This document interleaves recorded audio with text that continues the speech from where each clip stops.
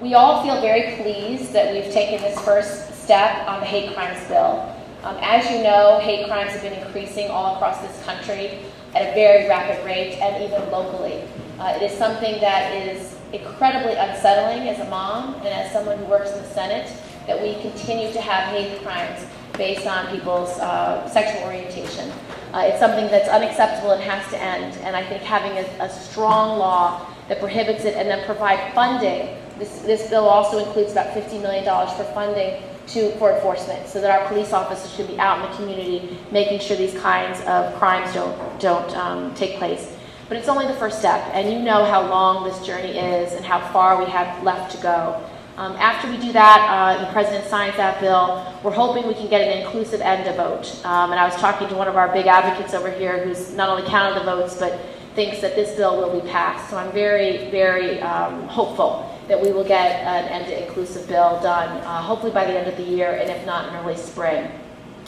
The next big goal then is to look to DOMA. We want to repeal DOMA. It's very important.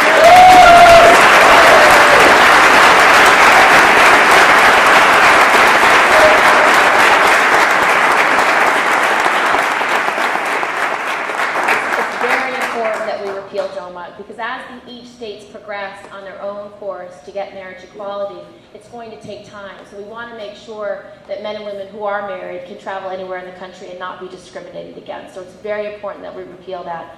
We've got 6 states. We've got New England, which is great, and New York will be soon next, and we've got Iowa.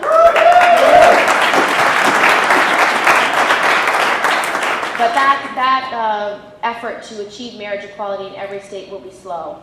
There's a lot of states that are farther away than we are, and it will take time. But each state that allows for marriage equality means the next state will have the opportunity to do it. And this is something that I feel we are not only on a roll, but I feel the tide is changing. I feel that people are beginning to have different views towards issues that we care about, whether it's marriage equality or repeal of Don't Ask, Don't Tell. They're beginning to understand how unjust this kind of treatment is. And I do believe this is the civil rights march of our generation.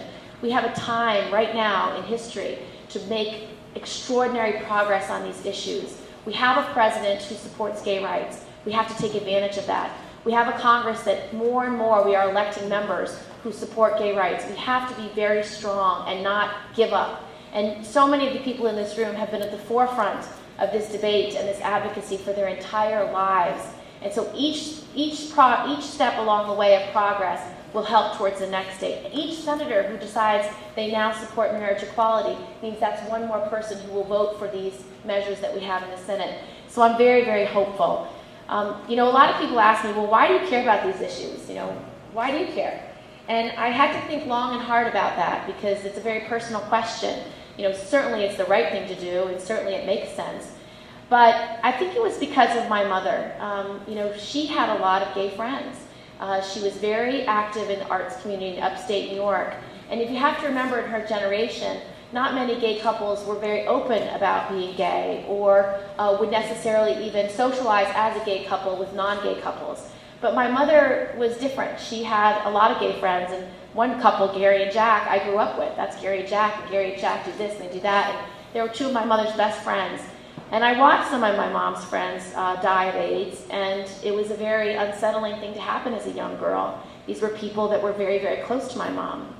My sister also was impacted by a lot of gay rights issues. When we were young women living in New York City, she was part of a charity that helped children with AIDS. And you have to remember, now we can test pregnant women for AIDS, so we can give them medication so it doesn't pass to their children. But that wasn't true 20 years ago and 30 years ago.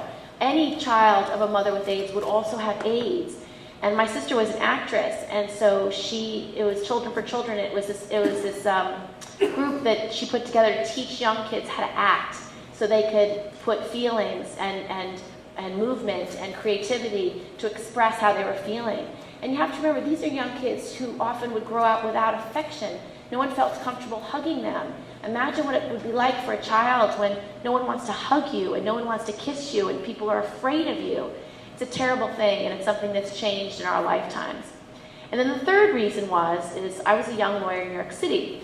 And for any of you who practice law in New York City or have friends in the law, you'll know this is true. As you get older and older and you become a mid-level associate and then eventually a senior associate, you'll look around and you'll find that all the straight men have time to find wives and get married and start having kids. All the women do not seem to find that time, so they're single and single and single. So the only people that are left at the end of the night are the single women and the gay men. And this is a true fact in New York City. You will know friends who will tell you this is true. So me and my girlfriends, all our best friends were gay men. And so we would spend all our time with them, we'd spend all our vacations with them, and in fact, Dan's lawyer, who introduced me to him, is one of my girlfriends that we would spend all our time with our best gay boyfriends.